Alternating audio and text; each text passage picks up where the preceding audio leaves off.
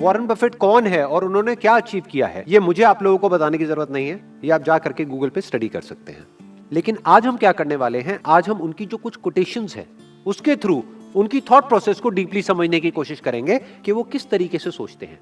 तो उनका पहला कोट है, the stock market is a device for transferring money from the impatient to the patient. इस quote को अगर हमको डीपली समझना है तो इन्हीं का एक और कोट है, उसको भी हमको समझना होगा। That quote is, be fearful when others are greedy and greedy when others are fearful.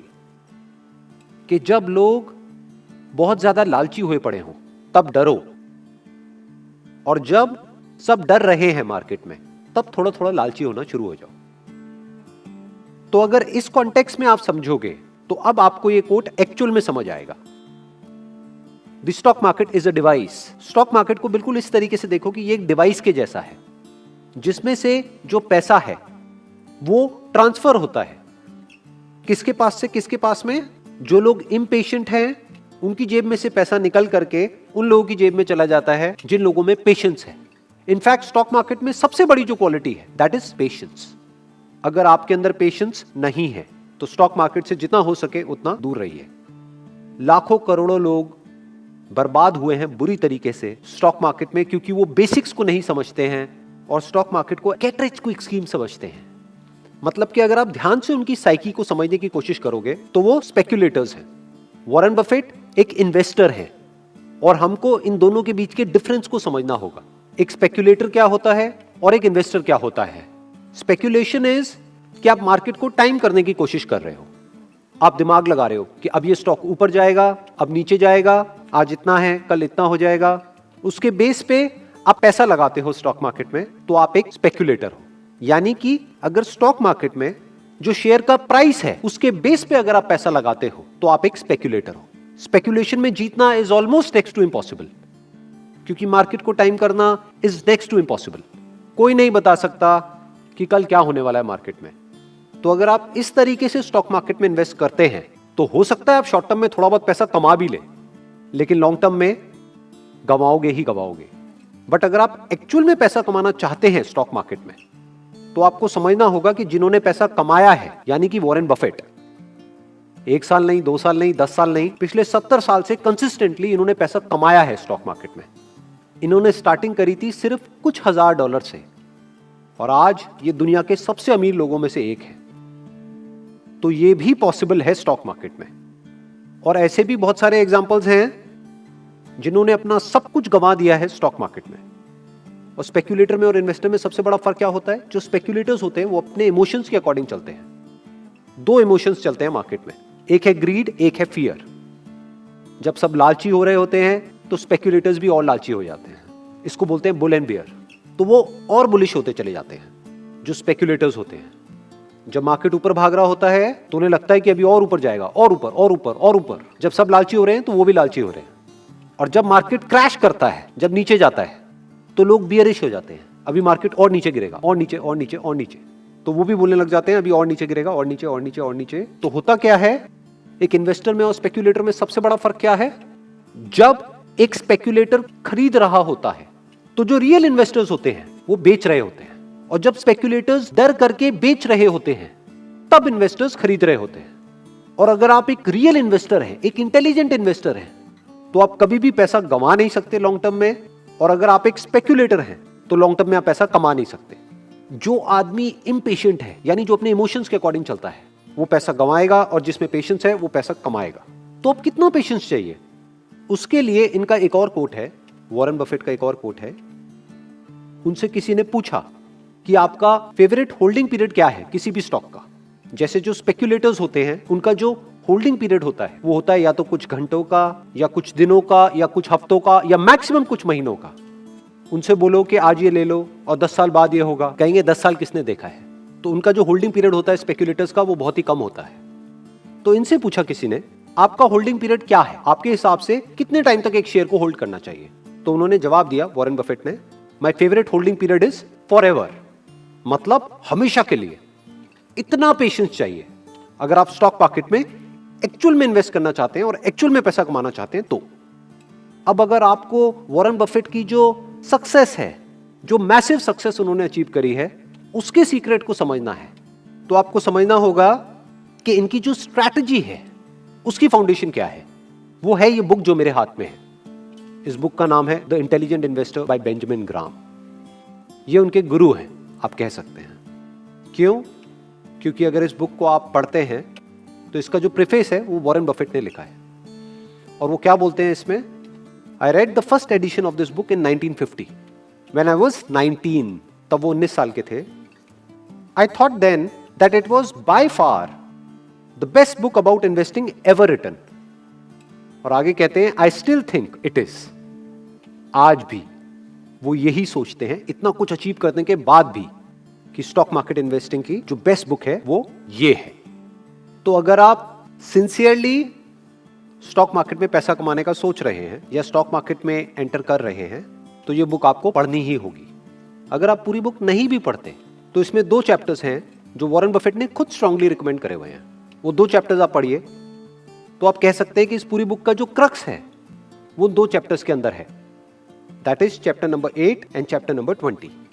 इस बुक में से कुछ पॉइंट्स हैं जो मैं अभी यहां पर टच करूंगा, जिससे कि हम ये डिफरेंस को समझ पाएं कि एक स्पेक्युलेटर में और इन्वेस्टर में क्या डिफरेंस होता है। इसमें कहा जा रहा है, a stock is not just a टिकर सिंबल और electronic blip, it is an ownership interest in an actual business with N underlying value that does not depend on its share price. ये इस पूरी की पूरी बुक का essence है, ये इस इन्वेस्टमेंट फिलॉसफी का एसेंस है, क्रक्स है। जो वॉरेन बफेट ने कहा कि मैं हमेशा के लिए एक बिजनेस को होल्ड करना चाहता हूं, उसका मतलब क्या है? एक इन्वेस्टर कैसे सोचता है कि मैं मालिक बन गया हूं उस कंपनी में, उस कंपनी का शेयर खरीद करके। ये सिर्फ बोल करके आपको खुश करने के लिए नहीं है, ये फैक्ट है। मालिक कौन होता है? एक शेयर होल्डर। और उस कंपनी के जो डायरेक्टर्स हैं वो एक्चुअल में उस कंपनी के एम्प्लॉइज हैं जो काम कर रहे हैं आपके लिए। किसके लिए? मालिक के लिए। मालिक कौन है? जो शेयर होल्डर है। वो जो काम कर रहे हैं उनको तो सैलरी मिल रही है, बट प्रॉफिट किसको मिलता है? शेयर होल्डर को मिलता है। तो शेयर खरीदने का मतलब क्या? मालिक बनना एक बिजनेस के अंदर, एक बिजनेस को ओन करना। अगर ऐसी थिंकिंग आपकी है तो आप एक इन्वेस्टर हो। स्टॉक मार्केट सिर्फ ये नहीं है कि प्राइस ऊपर नीचे हो रहा है। इनफैक्ट प्राइस का उस बिजनेस से इन मेजॉरिटी ऑफ द केसेस दूर दूर तक कोई कनेक्शन ही नहीं होता है। हो सकता है बिजनेस की वैल्यू बहुत ज्यादा हो लेकिन प्राइस बिल्कुल ही टूट गया हो, बिकॉज कि अभी इमोशंस ठीक नहीं है लोगों के उस बिजनेस को लेकर के, या कोई नेगेटिव न्यूज आ गई है। दूसरी तरफ से यह भी हो सकता है कि बिजनेस में बिल्कुल भी दम ना हो, बिल्कुल बेकार बिजनेस हो, लेकिन जो उसका प्राइस है, शेयर का प्राइस है, वो बहुत ही ऊपर हो। तो जो इन्वेस्टर होता है उसका कनेक्शन मेनली इससे होता है कि बिजनेस में कितना दम है, कि अगर वो बिजनेस स्टॉक मार्केट में लिस्टेड नहीं भी होता और मेरे को वो बिजनेस खरीदना होता तो मैं कितना पैसा देता उस बिजनेस को खरीदने के लिए। वो पहले ये वैल्यू कैलकुलेट करता है, फिर उसके अकॉर्डिंग देखता है कि जो प्राइस मैं पे कर रहा हूं वो उस वैल्यू से कम है या ज्यादा है। अगर कम है तो बहुत ही बढ़िया है, इसका मतलब सोना हमको पीतल के भाव में मिल रहा है, और अगर ज्यादा है तो इसका मतलब पीतल हमको सोने के भाव में मिल रहा है। बिल्कुल मत खरीदना, चाहे पूरी दुनिया खरीद रही है। इस कॉन्सेप्ट को इन्होंने कहा है मार्जिन ऑफ सेफ्टी। चैप्टर 20 पूरा इसी के बारे में है कि हमारे जो इन्वेस्टमेंट डिसीजंस हैं वो गलत भी हो सकते हैं, तो एक मार्जिन ऑफ सेफ्टी होना चाहिए। यानी कि जो बिजनेस की एक्चुअल वैल्यू है, अगर आपने उतने में या उससे कम में खरीदा है तो आप सेफ हो, बट अगर उससे बहुत ज्यादा महंगे में आपने खरीद लिया है तो आप अनसेफ हो। कभी भी वो प्राइस क्रैश कर सकता है। इसमें एक बहुत ही कमाल का एग्जाम्पल दिया गया है चैप्टर नंबर 8 में, कि अगर आपको 2 चैप्टर भी ना पढ़ने हो और सिर्फ एक ही चैप्टर पढ़ना हो तो वो है चैप्टर नंबर 8। उसमें मार्केट को एक नाम दे दिया गया है, स्टॉक मार्केट को एक नाम दे दिया गया है, मिस्टर मार्केट। आप इमेजिन करो कि आप एक बिजनेस को ओन करते हो जिसकी की वैल्यू है $1000, और ये मिस्टर मार्केट है, रोज आकर के आपके घर की घंटी बजाता है और आकर के आज आपको वैल्यू बताता है कि आज जो आपका $1000 है वो हो गया है $1100 का। आपको खरीदना है, आपको बेचना है, और लेना है तो और ले लो, बेचना है तो बेच दो। और कल आकर के घंटी बजाता है कि आज वो हो गया है $800 का, फिर आकर के घंटी बजाता है कि आज हो गया है $1400 का। तो ये मिस्टर मार्केट क्या करता है, ये आकर के डेली आपको प्राइस बताता है आपके बिजनेस का, जो एक्चुअल प्राइस होना चाहिए आपके बिजनेस का, उससे दूर दूर तक मैच नहीं करता है। इनफैक्ट मिस्टर मार्केट को इन्होंने एक बड़ा इंटरेस्टिंग नाम दिया है, वो है सर्टिफाइड लुनेटिक। लुनेटिक का मतलब होता है पागल या बेवकूफ, कि वो पागल है, वहां पे लॉजिक काम नहीं करता है। इमोशंस काम कर रहे होते हैं। ये बुल और बियर और कुछ नहीं है, इमोशंस है। ग्रीड और फियर काम कर रहा होता है, लॉजिक नहीं चलता है। हो सकता है एक बिजनेस की वैल्यू हो 100 रुपए और वो बिजनेस का प्राइस हो 10 रुपए। ये भी हो सकता है एक बिजनेस की वैल्यू हो 100 रुपए और उसका प्राइस हो 10,000 रुपए। तो कोई लॉजिक ही नहीं है। तो जो इन्वेस्टर्स होते हैं वो क्या करते हैं, वो मार्केट के हिसाब से नहीं चलते हैं। इन्वेस्टर क्या करता है, पहले एक बिजनेस की वैल्यू निकालता है कि जो कंपनी है इसकी एक्चुअल में वैल्यू क्या है। मान लो $1000 है। अब वो मिस्टर मार्केट से पूछता है, यानी मार्केट में उसका रेट देखता है कि रेट कितना है, $600, खरीद लो, कोई डर नहीं है। अच्छा, वैल्यू है इस बिजनेस की $1000, कितने का मिल रहा है, $10,000। दूर रहो। चाहे पूरी मार्केट पागलों की तरह उस स्टॉक के पीछे भाग रही हो, चाहे वो स्टॉक मार्केट का फेवरेट स्टॉक हो, बट उससे दूर रहो। पैसा कमाया जाता है लॉन्ग टर्म में बेस्ड अपॉन कि उस बिजनेस की वैल्यू क्या है। तो आपको बिजनेस की वैल्यू कैलकुलेट करनी आनी चाहिए।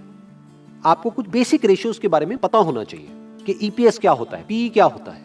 ईपीएस मतलब अर्निंग पर शेयर, उसका प्राइस से क्या कनेक्शन होता है, कंपनी की ग्रोथ कितनी है पिछले 5 साल में, टॉप लाइन कितने से ग्रो करी है, बॉटम लाइन कितने से ग्रो करी है, फ्यूचर में ये कंपनी क्या करने वाली है, किस तरीके से करने वाली है। तो कंपनी की क्वार्टरली अर्निंग कॉल्स होती है, वो सुननी होती है, या अगर उसकी ट्रांसक्रिप्ट है तो वो पढ़ना होता है। उनकी एनुअल रिपोर्ट्स को पढ़ना होता है। स्पेक्यूलेटर ये सब नहीं करता है। स्पेक्यूलेटर टिप्स के अकॉर्डिंग चलता है। कोई दोस्त आया, उसने आकर के बोला खरीद ले, ये शेयर डबल होने वाला है कुछ दिनों में, तो उसने खरीद लिया और फिर वो डबल क्या 10 गुना कम हो गया उसका रेट, और अब रो रहा है वो बैठ करके कि मैं तो लुट गया, मैं तो बर्बाद हो गया। इन्वेस्टर क्या करते हैं, कंपनी की एनुअल रिपोर्ट को पढ़ते हैं, जो रिपोर्ट कई कई बार 200 पेज 300 पेज की भी होती है।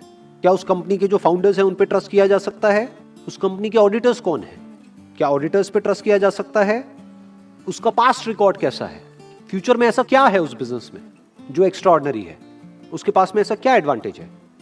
इसको कॉम्पिटिटिव एडवांटेज बोलते हैं कि अगर और कोई आए उस बिजनेस में और उसको कॉपी करे, उसके उस बिजनेस आइडिया को कॉपी करे, तो क्या वो कर पाएगा या नहीं कर पाएगा, या करने में मानो उसको 10 साल लगेंगे, 20 साल लगेंगे।